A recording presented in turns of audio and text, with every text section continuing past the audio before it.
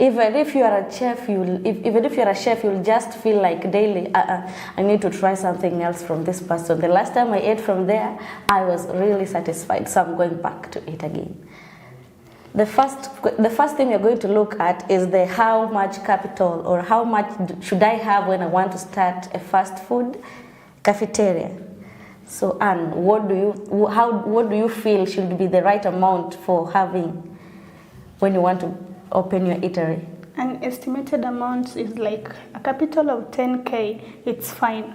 Because let's say when you want to start up a business of smocha, you require a smoky, the cooler and a jiko pan.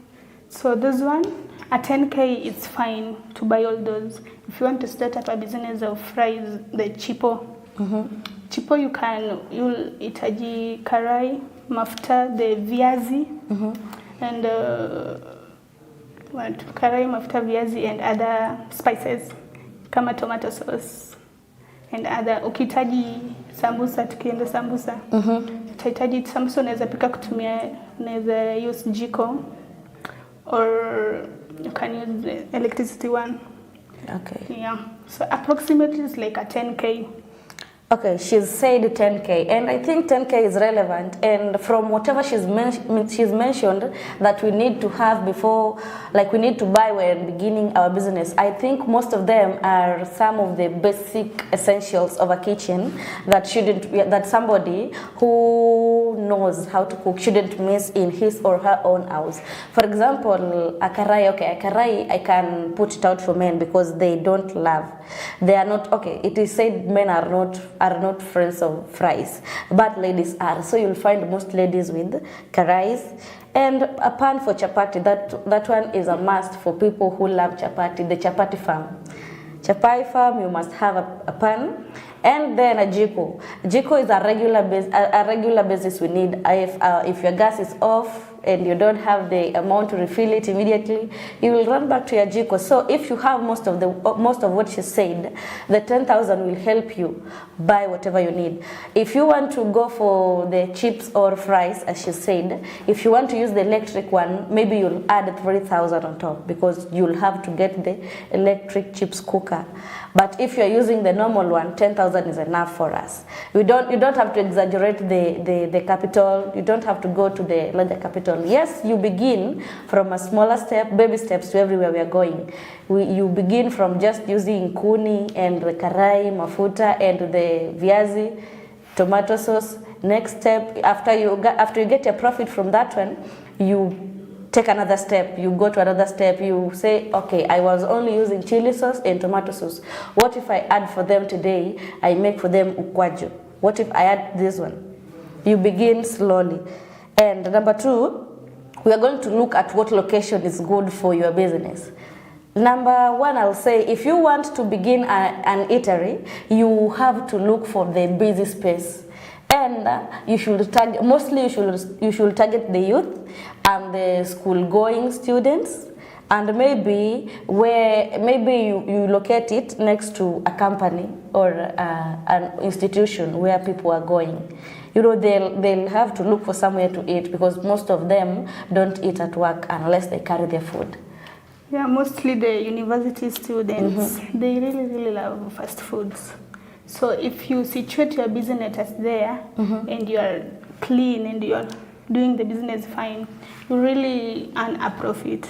And along the busy streets, if you situate the business there along the busy street, you will earn a profit.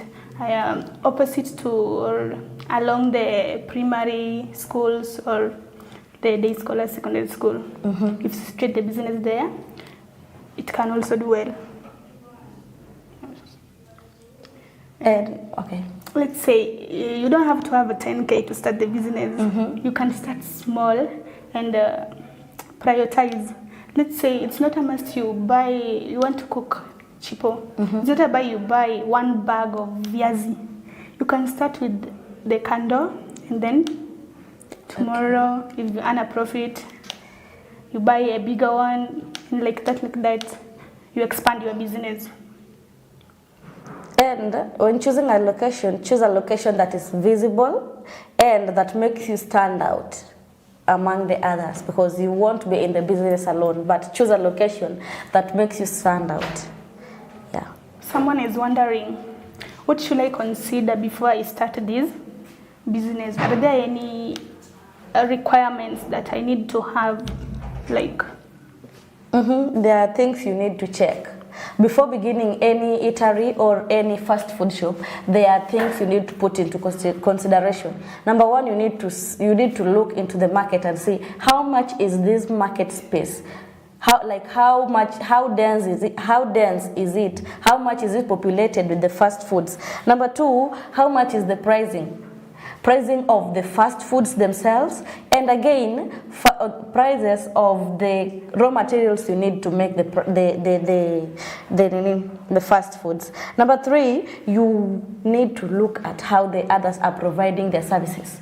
If you see they are having some issues because customers have to, whether they are giving it to the company, to the person himself, or giving it to other people, you will just hear their reviews about that place. So you learn from that person's mistake, and you begin your own, and you get to be if you want to begin something, number one, you'll have to say, I must be consistent. Whether you go at a loss, whether you gain profit, you have to stay in the business. And that one of looking on what someone is doing. You see, after looking at what someone is doing, you'll identify the gap. You say, the person is not doing this and this. What if I invent it and do it? What will happen? My business will thrive. If you invent it, you also promote it. Yes. And after promoting a business, obviously people will come to you to see why is she advertising it this way. Is it the same way she's advertising it? Is it the same way he's advertising it? If it is, then give a compliment to another person. Ati, unaona tuliachanga kukula chipo kwa nani? Leo tumeenda kwa ile kiosk mpya ilifunguliwa, and it's actually the way ameitangaza. It's actually the way we see it. And got right. The cleanliness of a place. You can't start a place and you're dirty. That one won't attract the customers.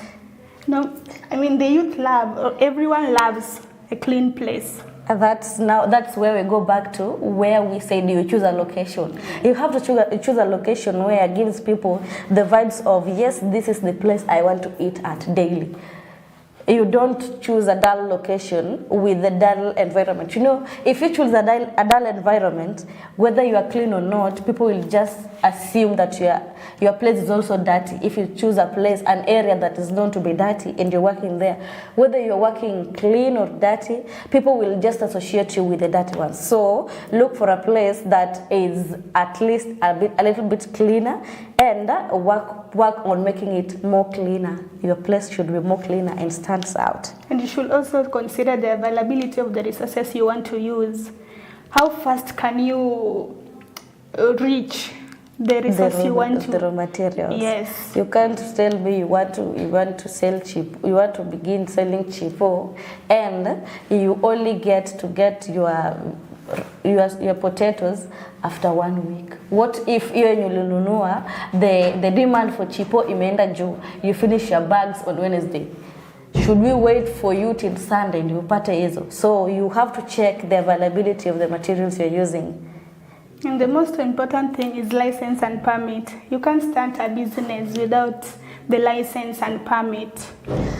You have to get a permit, because any business in this country today, you have to pay for a business permit. And if you are dealing with anything that is eaten, like we're talking about eatery today, if you're dealing with things that people eat, you will have to go and get also a health permit. Yes. Because they will have to check, and they will pay you regular visits before, like for maybe 1 month or 2 months, to check on how you are clean or how you're working with your things, to check if whatever you are doing is suitable for people's consumption.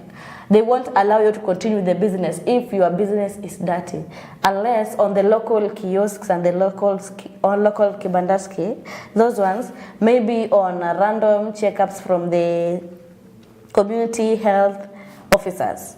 They'll check and tell you, but if it's a business that you want to also promote it through the media, you'll have to get that.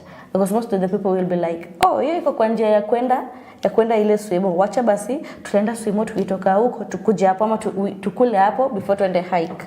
So you will have to get the health permit, and they tell you after getting the health permit, they will tell you the diseases that are always common in that area and how you can avoid them. For example, if you're working in an area where it's commonly known for being infested with cholera, they'll tell you before you sell or before you use any type of water, make sure to treat it so that you can help us reduce the rate of spread of cholera in this area. The one is the security. You can't start a business where there is war. I mean, the security is not stable. You have to make sure that your customers are secure and more comfortable while they are eating or taking the fast foods. We talked about you place your business next to institutions. Sasa, if you are to make that, make sure to put it next to any government office around. Because you can't miss a bank near school, like a small bank, ama a police station. You will have to have that one. Ama just next to the school's post office, police office in the area. Just put it there, because somebody will just wake up. Kwanza the university students, mtu anaamka saa 6 ndio anasema wa nahisi njaa, si kuna ile cafeteria inafanyanga 24 hours, let me go there, I'm sure I'll get something. You just put it somewhere they feel like hata nikitoka hapo, see there's a police post next, somebody can't rob me next to a police post. So the place is secure. You check for safety of your clients, and again your own safety, because you can't tell me that you began a business and it's thriving, and you placed it where it's not safe, and you expect yourself and your money that you earn daily to be safe from robbers and thugs out here. You know, nowadays people don't only target the big robbers, don't only target the big institutions at the banks, sijua wameenda wakarob ofisi gani. Hata wewe mwenye unawaka hapo kwa local business, ameshaona itari yako inafanya vizuri na anajua you are working maybe with mobile money ama cash. They'll just come to you, wakapata uko loan penye uko iko ndani ya nchi, nobody, even if you cry for help, ndio people wakuletea usaidizi, it will be too late. They'll just come and rob you and waende. Sasa you make sure a place you are situating your business is somewhere you yourself as the business owner is safe, and again the clients who are coming to buy from you are also safe. And all in all, the pricing, you might start the business, but your price is not affordable for all the customers. I mean the students, the workers, and any person buying it. You should consider the market price and align with it. I mean, try to balance your pricing with other fellows in the market. And on pricing, you don't have to assume kuja ukapata watu wana price 100 because you want people to buy from you, unaeka 70. Don't kill yourself by trying to stay in the market. Just calculate, nimenunua viazi how much? Okay, let's work with your party. Nimenunua mafuta how much? Nimenunua unga how much? Nimebuy dengu how much? Nimebuy the spices how much? And how much time have I put into it? How much energy have I used into it? And you study your competitors' ways of doing that. After umeshajua the prices umetumia and the amount umetumia, you put it down and now begin calculating. Nikianza kuwauzia hii at 100, will I be making any profit? Yes, I'll be making it because itakuwa mingi. Okay, if I reduce it to 80, will I still have a profit? And unaona, yes, I'll have a reasonable profit. What if I put it back at 70? Unapata, ukiuza at 70, you won't be gaining anything. Utakuwa tu ni kama unapika tu just to gain the initial capital amount yenye ulianza nayo. Sasa, don't be in a hurry like to make a larger profit. Watu wajengage gorofa na one day. Sasa you just use a reasonable profitable amount. Tunasema kula kidogo urudi soko tena. And the business owner is wondering, how can I really know what my customers want after starting the business or when I'm still ongoing with my business? when you want to do what your clients are saying, you want customer feedback. Number one, don't wait for them atakuja kuambia ati jana nako ulitupikia bajia but haikuwa imeiva vizuri.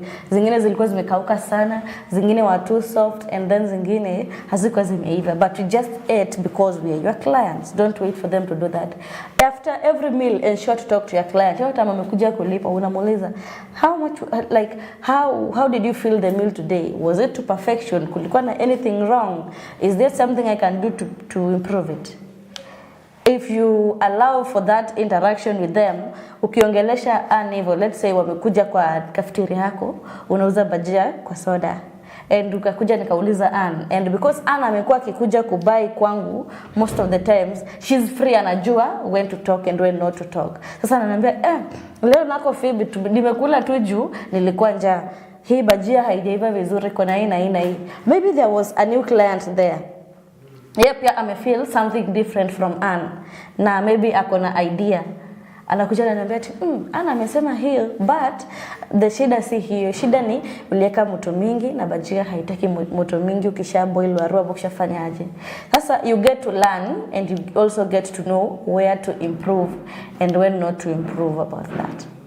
So after listening to your customers' feedback, you have to act on it. And also you can adjust your customers' menu based on their preferences.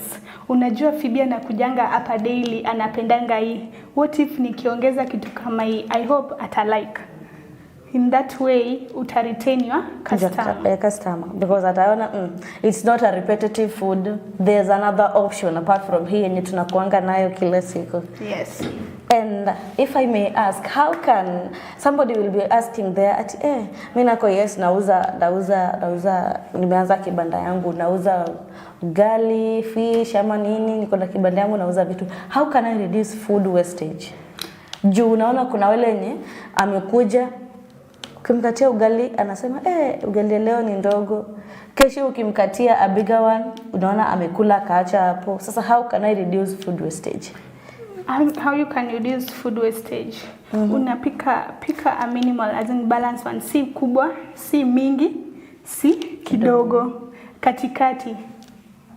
So that's why uta reduce food balance. Alafu mtu ukimpakulia, obviously hata wewe nikikupakulia hautamaliza. Sama waza nakwambia ati tumbo ni kidogo. Utakula alafu ushibe.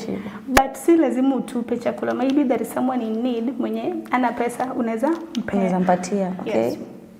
And another thing is there are some of the fast foods, let's say you are dealing with cakes. Yes. Number one, don't bake before having an order unless they are the small cupcakes. And cakes zinaenda stale easily. You have to check how regular your food is, how regular your customers' resumption is. Kama unakulanga keki mingi, you bake according to them. Usi over bake because wanasema my friends wamesema they'll help me advertise it. Umebake ziko hapo zinakuangalia, zitaharibika. And another thing, before you buy hizo, maybe unasema sai bei ya unga imeanguka, let me buy them maybe. You should, before buying, I'm not saying that you avoid buying in bulk, but what I'm saying is, even if you're buying in bulk, check the expiry date of whatever you are buying. Unanunua tomato sauce ile kibuyu kubwa, unafika nayo unawaka tu nayo 1 week, and then the next week unaona iko na maji juu, chini iko tomato, like chini imeachana. And if you check the expiry date unapata imefika. Most of the businesses, they also work with the expiry dates of vitu wako nazo. Kama umeona tomato sauce yake amekuwa kiuza at 2000, hiyo kibuyu ya 10 liters let's say, na ameona imebaki na one week one week kwa rack, and then expire, obviously atapunguza the price. And anajua akipunguza the price it will attract clients. Wewe utachukua bila kujua, unaenda nayo ndio unaona imeharibika. Sasa before buying anything in bulk, check the expiry date for it and prepare food in small quantities. Check with their regularly monitor how your clients like monitor ya clients intake, ndio unajua huyu nikimwekanga hivi anabakisha, nikimwekea hivi anamaliza na anasema ameshiba. Sasa you monitor how they eat and unajua huyu nako nikimwekea hivi atalipa hiyo price but itakuwa imeenda at waste. Unafaa umonitor tena the market days. Utajua on Monday there is a good sale, Tuesday inakuwa hivi. So una base, ukitaka kupika una base on your days. Utajua Monday kuna kwanga na customers wengi, nafaa kupika during market day. During market day nafaa kupika chakula mingi itaenda. Tuesday there is a low sale, so I'm supposed to reduce the minimum of what I was cooking on Monday. Sasa you learn the days of, okay, because si kila siku ni siku ya soko. When you are situating your businesses, unajua, for example, sahi hapa Kisumu, let's say unaenda kuanza cafeteria ya chipo, chapati, hizo tu fast foods hapo Kibuye. You will know that on Saturday and Sunday, you will have to increase your production of the fast food because these days ni siku za soko. People come from around to come to the market. Sasa utajua the market imepanda leo kuna watu wengi, but on the regular days unapunguza tu. And somebody might ask themselves that how do I attract clients and customers as a first time sale? How you attract customers? Maybe you can unawapea ya kuonja ile yenyewe, unawaambia onja hii kesho kuje ubai. Then unaweza tangaza your business on internet, you display what you are providing. Wajue na provide this and this and this. Then a friend can help you kutangaza business yako. And a customer, niseme leo nimekuja, umenioperate vizuri, umenihandle vizuri as a customer. I'll refer my friend kwako. Nitakwambia enda kwa duka ya Phoebe, hapo eateries wana hudumia customers vizuri. Yeah, my friend will have interest na atakuja kuangalia what's happening. So ina depend na your customer service. Just like tulisema the other day, customer service gives your business a marketplace and a good name. And a business that has a good name inakuwa attractia clients. So if you want to attract clients as a first timer, number one, for the first, maybe let's say for the first 1 month, eka tu ati on Fridays for this first month, tutakuwa na discounts on these and these foods. And when they come kwa hizo siku za discount wakule, they'll be like, kumbe ni tamu hivi, I'll be even coming on the regular days. Another thing, use your social media to advertise your business to other people. Maybe ukutoa pa Kisumu unasema ati hata wajui hii, but ukishasema ati hawajui hiyo, sasa how will they know wewe mwenyewe ukisha kufa moyo as the owner of the business? Use your social media platform. Maybe enda tu hapo TikTok utangaze, useme ati mimi I am a first time seller and I'm dealing with chips or chapati and this on this road. You know, ukishasema hivyo, people will begin passing by. When wanapitianga hiyo njia wataanza kupitia hapo, alisema nauzanga hizi, acha tupitie hapo. And another thing, put a clear price list. Si ati unasema ati unauza kitu 70, but when they come wanapata ati what you said ni 70 is different from what is 70. Ama the thing walitaka at 70 when ulisema wanakuja wanapata maybe ni 150. Unaona, use a clear price list. Advertise your business on social media, also off social media. Use your friends to advertise. And venye amesema tu unapeana ya kuonja. If you're baking cakes, you talk to people. Kama you've situated your business along a busy road, unastopisha tu watu ati, hey, can I talk to you for a minute? And you're telling the person, Mimi, I'm Phoebe Kanga, I'm a baker, I'm new to this area, and I would like to be your baker for your occasions, maybe graduation, birthday, anniversaries, or anything, any milestone that you want to celebrate. I'll be here to bake for you. Before you even buy from me, niko na yenye nisha bake, would you like to taste?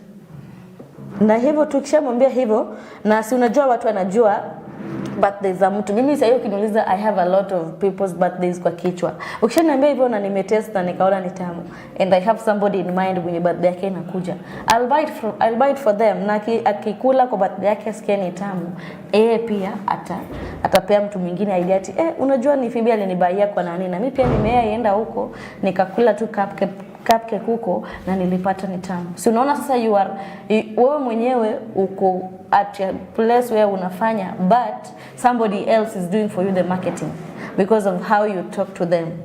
Hiyo pia inaweza help kwa ku attract customers to your business.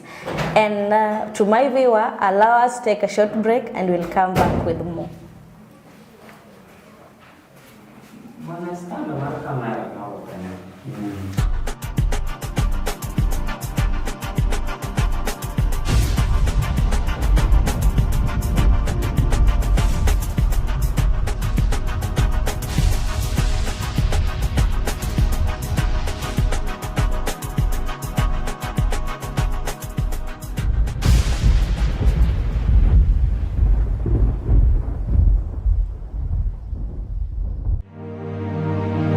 Be in gi lek mar bedo jafuambo, jalendo e wang' jowi, kata jalony e weche mag mbui.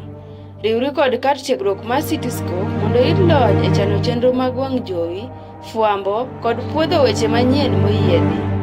Yud puonj kowuok kuom jolony magwa mondo ibed gi ng'eyo mang'eny e weche mag fuambo. Ndikri kaka achiel kuom jopuonjre mondo mi ichak wuodhi mar bedo jafuambo.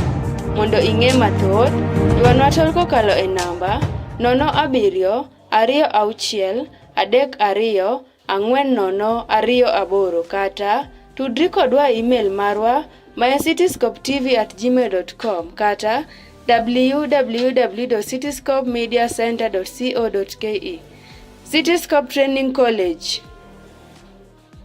Think, believe, achieve. Dreaming of a career in journalism, television, or digital media? Join Cityscope Technical Training College and gain hands-on training in television production, journalism and news production, and digital media and content creation. Learn from experienced media professionals and develop the practical skills needed to succeed in today's fast-growing media.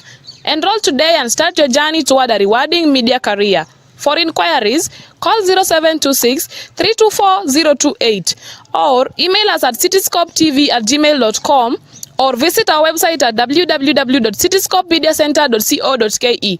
Cityscope Technical Training College. Think, believe, and achieve.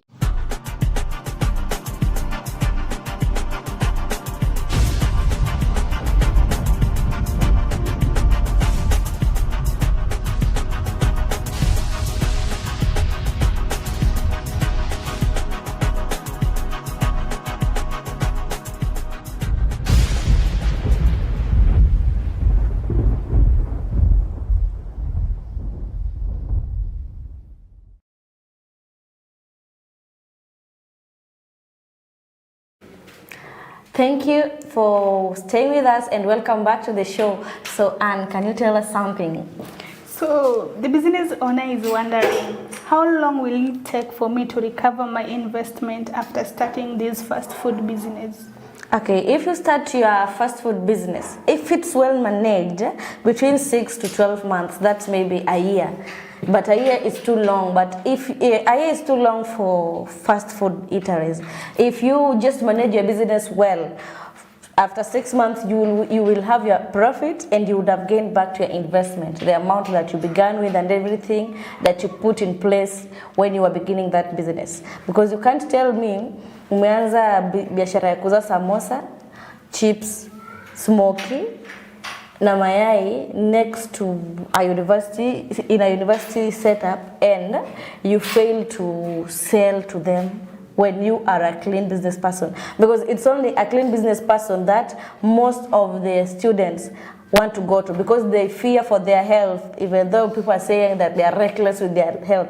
Yes, there are things that they are reckless with when it comes to their health, but ikifika kwa food, they are looking for some place which won't give them any problem with their health. So if you are managing a business well, that is, you don't eat your profit, but you keep it, and when you have losses, you don't stop selling. You just go back and you look for a cheaper place. Si lazima ati because nilianza kubuy vitu, nilianza kuchukua vitu kwa Josephine, I will still go back to her even if she's pricing it higher than everybody in the market. You're allowed to change. You didn't know how the market operate, but now unajua. Ushajua, I can have something similar from somebody else at a cheaper price. So you are allowed to go to that person. And also the time taken for you to recover your investment depends on how you manage your business. You can't tell me you are a business person and yet you are very spendthrift with the capital of the business. There will be no profit gain because you'll end up using the business money to do your personal things. Issues. Ending up you are getting a loss and the business is not going anywhere. And speaking of reckless, you can't begin a business and wewe issue yako ni you are going to operate your business ukijisikia. Kama hujisikii hauendi. That doesn't work when it comes to business. If it comes to your feelings, you're allowed. If you feel like sleeping, sleep. If you feel like laughing, laugh. But if it comes to business, you don't work with feelings. We work with business terms. You must go and appear at your workplace daily, except if you gave yourself, ukianza ulisema, I'll not be working on Saturday because I'm going to church, or I'll not be working on Sunday because I'm going to church. Those days people will also know. Watachukua shajua ikifikanga hii day, hii place haifanyi kazi. Sasa you operate your business on the daily basis that you had placed before. Your clients know you work with that, and when you work with that, your business, you will get back your investment at the time it's supposed to be. We say you can't mix your emotions with the business operations because you are the person who will end up getting losing, going at a loss. Yes. Uwezi tu amkati leo sijisikii kuenda kwa biashara. No, ukose kuenda. As a business person, consistency matters. Ukianza kufanya hivyo, you will be giving your competitors a chance to get ahead of you because atakuwa anaona ati Phoebe siku hizi hakuji, like maybe let's say ulikuwa umeshazoea ati on Tuesdays Phoebe hakuji. Sasa on Tuesdays I'll be increasing my production because hata clients wake watakuwa nakuja kwangu. But sasa nimeanza kupiece randomly. Wednesday siko, saa nyingine hata nakuja once a week. You know, that gives your competitors a chance. Maybe you began a business and you have had, like umekuwa kwa hiyo biashara and you've had your own clients. Yeye hata atoke wapi, hata pata place kunauzwa vizuri, anasema tu I trust my person, naenda kwa Phoebe. Na uanze kumismiss. Unajua haribu the trust that you had with your clients. Sasa utaanza kwenda kwingine. And you're also giving your competitors a good time. Atakuwa now let me improvise my own by using techniques zake. Like watu wanasemanga ati yeye unauza chipo and maybe the juices. You juice the fruits and you sell it to them. Wanasema mimi sijai buy juice but I'm going to buy it because kuzia na miss and watu wake wanauliza ati mbona hujai buy juice? So you buy juice you put here. And if you do that, siku sasa utakuwa unataka kurudi kwa market fully, utapata somebody else had already taken the place that you yourself ulianzisha from zero. Yes. Ukikosa una demoralize the customers. Say that day I came with my friend at your eateries, but tukakukosa. Akasema yeye hawezi kuja kwa mtu hayuko convenient. Because what if I had a child mwenye nimeacha kwa nyumba? Nikamwambia laenda kukuletea chipo nikamkosa. Sasa talking about eateries and fast foods. Wewe kama sasa umepewa tu we've talked about 10,000. Yes. Tumekupea sasa ati shika hii 10,000, begin something with it. We are going to help you market it. Sasa don't worry about the marketing. What would you go for and what are the reasons you would go for it? I can say nitaenda kwa chipo. Okay. Kupika chipo. Cause hapo niseme nitatumia kama si jiko naweza kutumia kuni. Then karai, labda karai nitatoa kwa nyumba if niko nayo. Viazi. We are not talking about if uko nayo. Tumekupea. Sasa you are telling us about yourself. You are not putting yourself in somebody else situation. Unatuambia yako. Sasa kama uko nayo unasema nitachukua yangu, kama unasema I'll buy. Ndio our viewer aone if we are talking about something realistic, something hata sisi tukipewa we can work with it. Okay. karai nitabai. Then mafuta nitachukua kama nitaanza na 3 liter. Okay. Juu ni startup business. Then viazi nikianza nitachukua ndoo moja. Okay. Alafu hapo ninunue, lazima ukuwe na ndoo ya kuweka kwa chipo, lazima ukuwe na meza, utabai kuni, alafu vijiko vya kunini, vya kupakua nayo na kutoa nayo chipo na kupakua. Then hapo kwa karatasi za kufungia, packaging tools, karatasi za kufunga. Mbona nimeenda kwa chipo? Yeah, why chips over the others?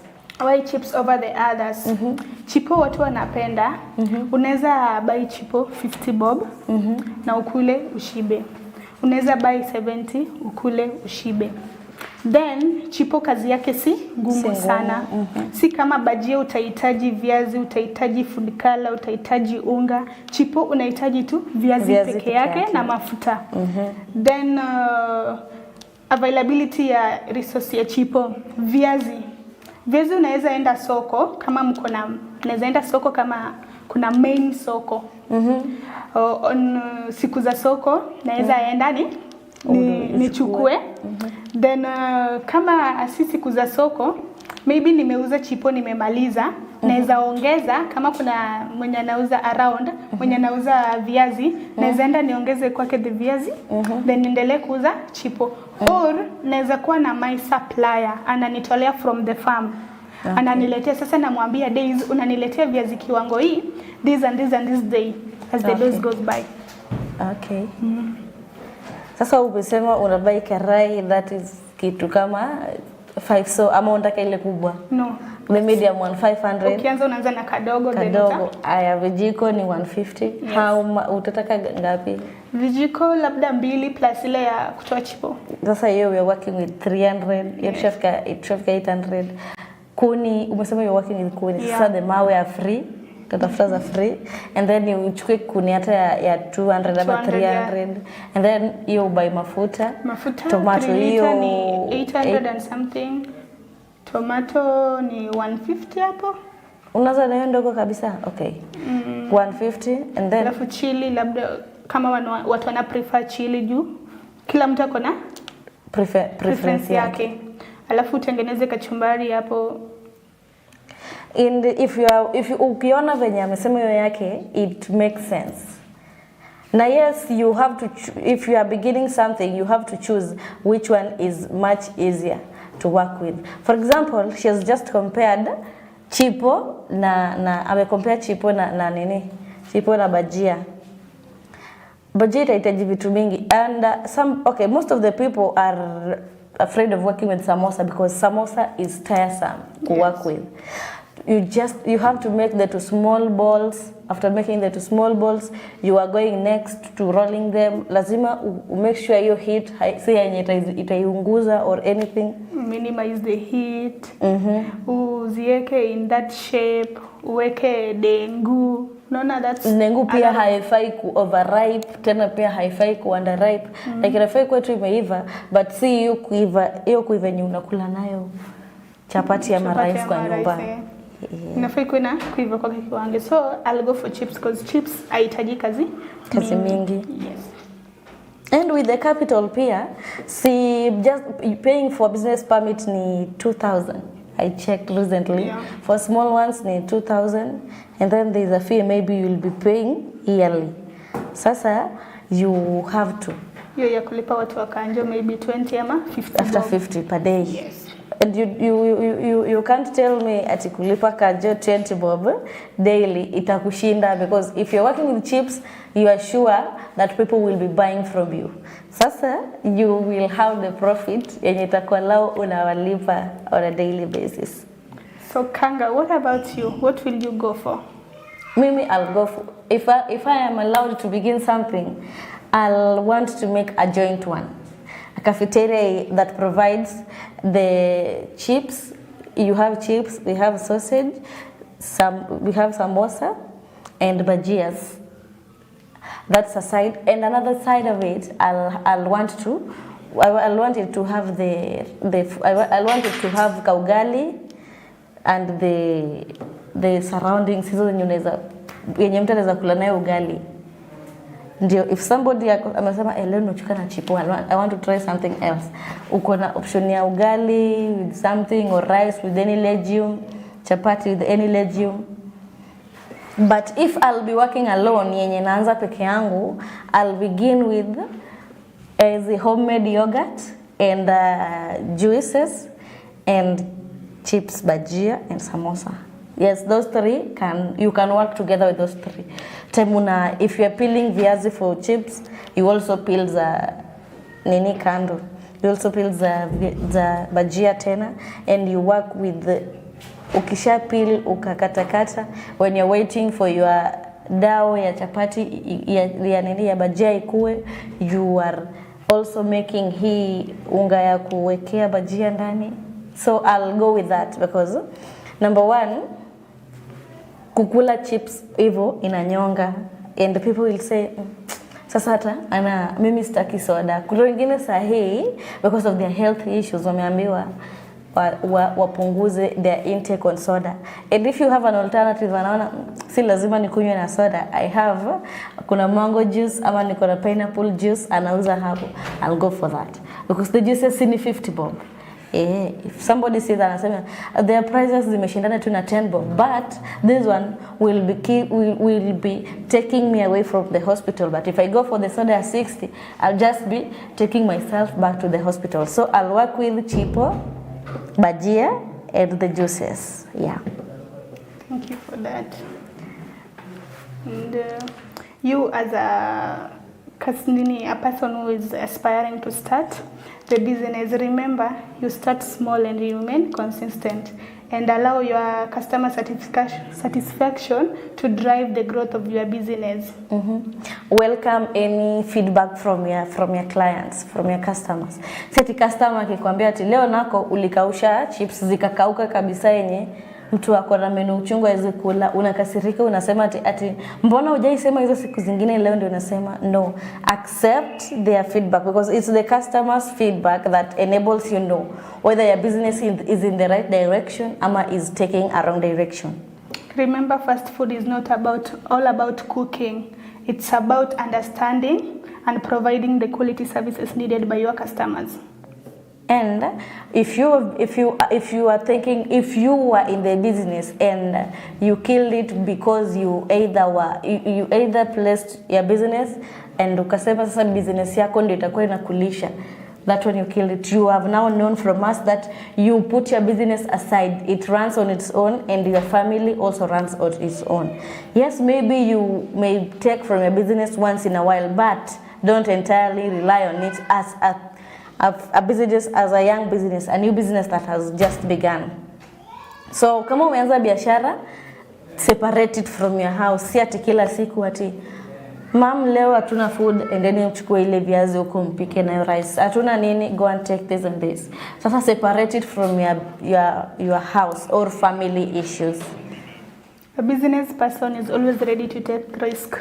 Si kila biashara ama ukianzisha biashara utamake tu profits daily. Lazima kukue na loss sometimes and kukue na profit. So as a business person, hakuna ku give up, accept the risk and make your business a successful one. And you shouldn't be rigid. You should be ready. You should be flexible for any type of change in your business. Si ati leo sasa ulianza tu na samosa peke yake and people have been telling you that unajua kupika, your samosas are cute, means you can cook chapati as well. Si uanza tena kupika chapati tutakuwa tunabai. Be flexible, yenye kukwambia add chapati. Si ati unaacha sasa samosa completely, you are going to chapati. You add ka chapati hapo kando. Si ati uko rigid wakikwambia ati si change from making samosas za dengu, you go to za viazi, unakuwa tu rigid, you're saying mimi I wasn't for that idea, mi yangu ni hii.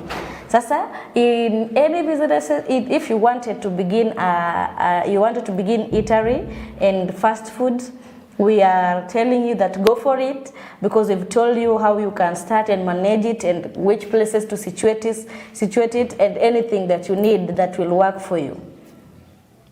As a business person, the success of your business depends on how you handle your customers.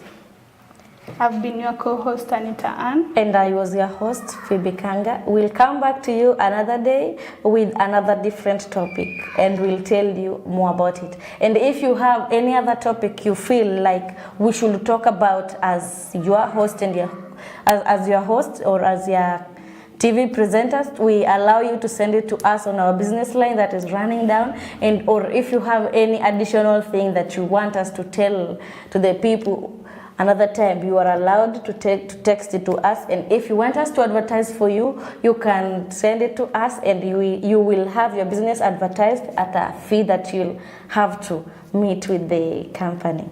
Thank you for joining us today. I was your host, Phoebe Kanga. See you next time.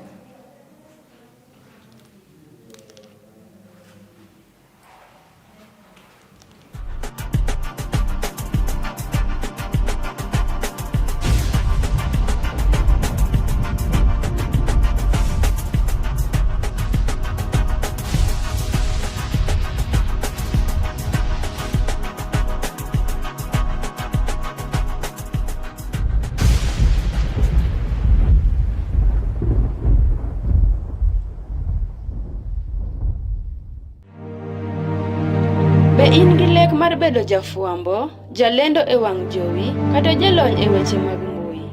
Riwri kod kar tiegruok mar Cityscope mondo iyud lony e chano chenro mag wang' jowi, fuambo kod puodho weche manyien moyiedhi.